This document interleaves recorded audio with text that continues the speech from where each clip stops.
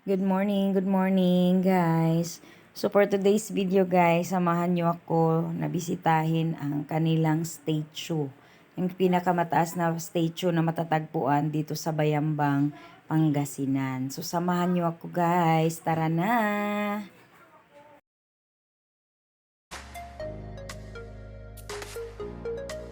As usual guys, nakamotor lang kami papunta doon sa ating destination. So ngayong araw na to guys, medyo hindi ganun ka sa Pangasinan, hindi ganun kainit. So medyo malamig ang ating sa bagay maaga pa naman kasi to guys, kaya hindi pa ganun kainit.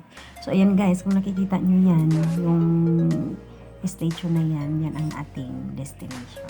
So tara guys, samahan nyo ako guys sa pagbisita sa ating statue sa Bayambang, Pangasinan.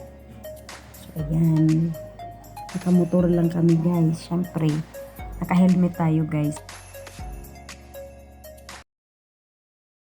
para safe tayo pareho. So ayan guys, nasa na kami, nasa entrance na kami. So sa entrance natin guys, makikita natin safe naman siya guys kasi may security guard. May security guard guys yung statue na to. So ayan, so makikita mo sa paligid, malinis. Talagang makikita mo yung napaka-green ng kanyang paligid guys. Napaka-cool. Hindi siya masakit sa mata guys yung ating kapaligiran. So ayan guys. So ayan na, safe naman dito guys. Take note guys, 5 pesos lang yung aming binayaran para sa parking fee. So ayan na, welcome to St. Vincent Ferrer Prayer Park. So ayan, kung makikita nyo guys, napaka well-maintained ang area. So ayan, kung makikita nyo, napakataas niya talaga. So mamaya malalaman natin kung gaano kataas yung statue na yan. So ayan, akyat tayo guys.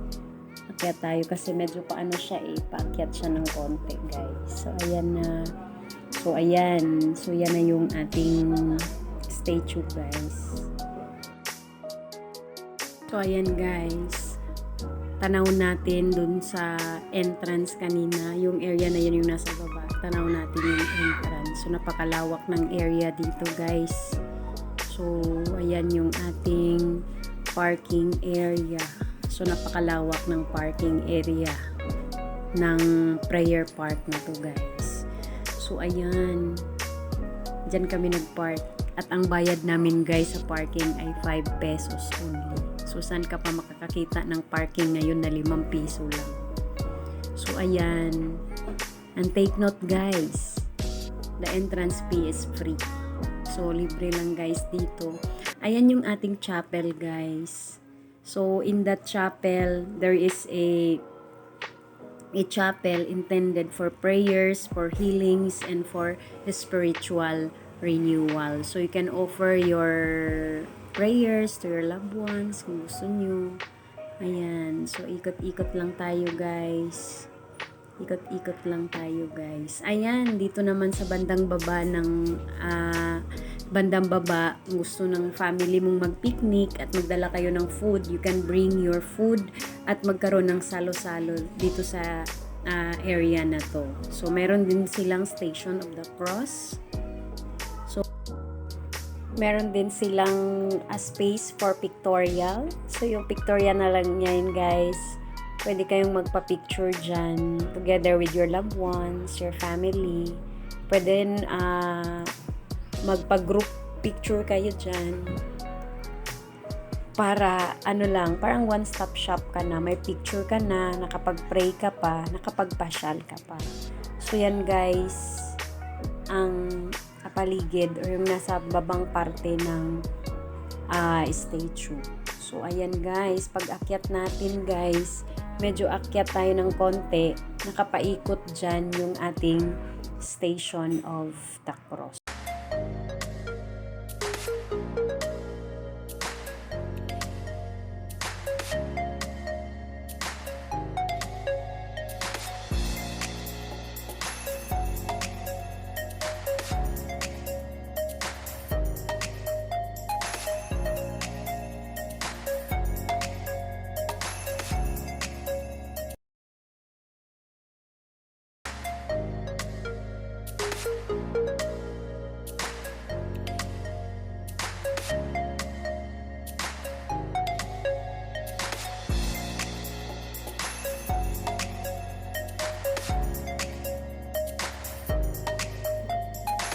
The statue, guys, measures 164 feet and 9.56 inches. So imagine, guys, kung gaano kataas yan. Gaano kataas yung statue na yan. So that the statue, guys, also has been recognized as the tallest bamboo sculpture in the world, launching the top spot in the Guinness Book of World Record last April 5, 2019.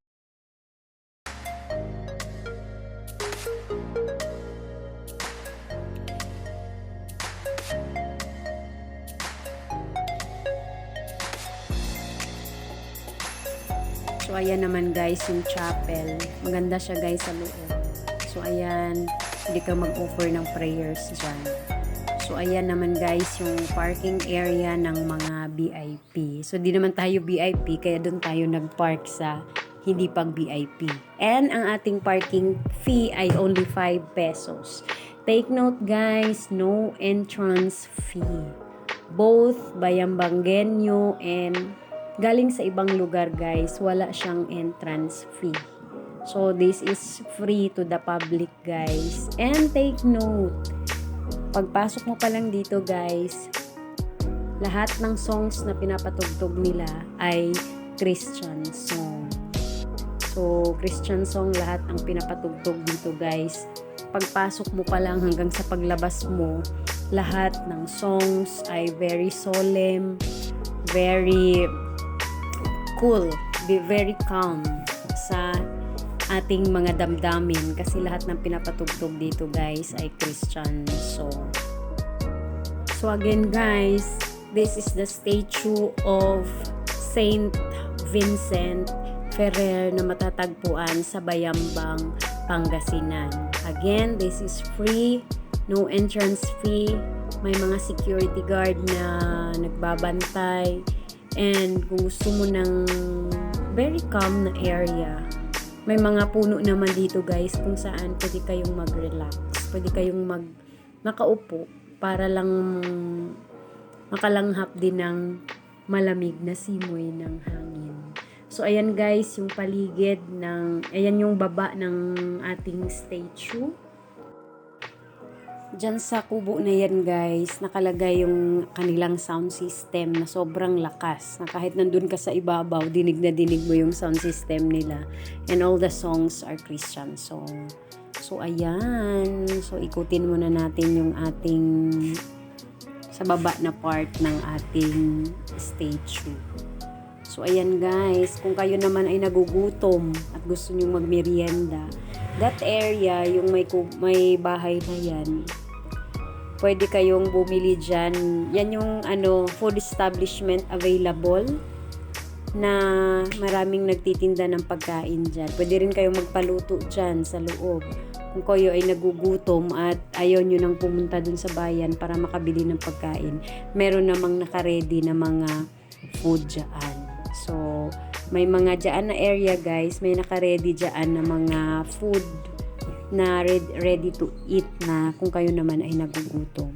So, ayan, guys, yung ating prayer park. So, again, yung prayer park natin, guys, ay matatagpuan sa Bayambang, Pangasinan. So, ayan, napakataas na talaga, guys. Oh.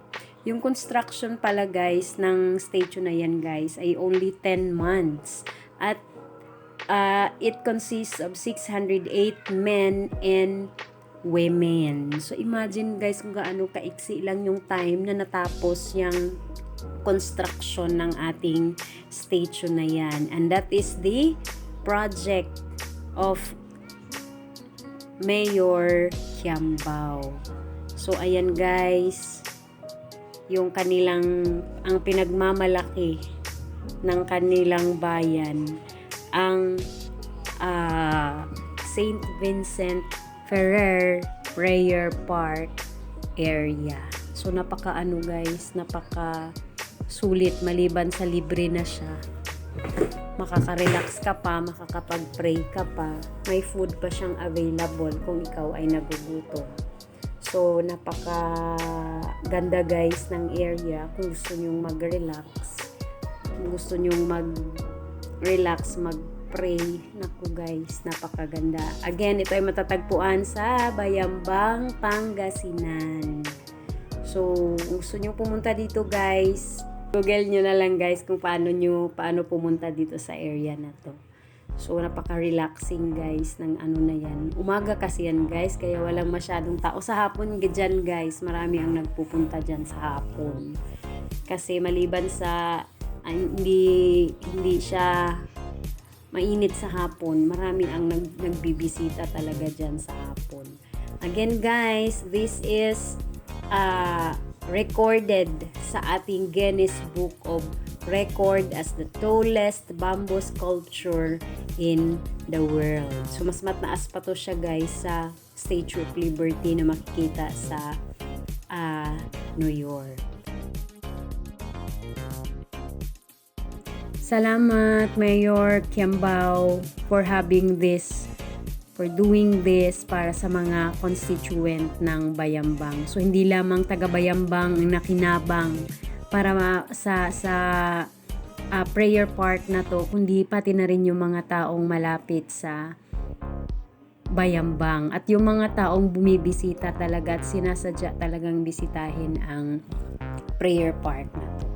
So, ayan guys, kung makikita nyo guys, nakalabas na tayo ng park, pero nangingibabaw pa rin yung statue.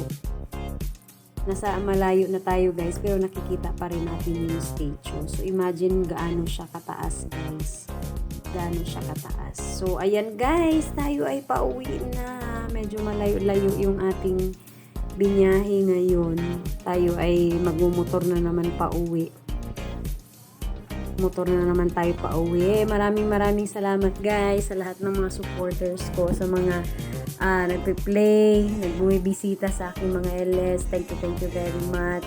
Maraming salamat. Unti-unti na talaga guys umangat yung ating YouTube channel dahil sa support ninyong lahat sa akin. So maraming salamat guys. Ingat po ang lahat.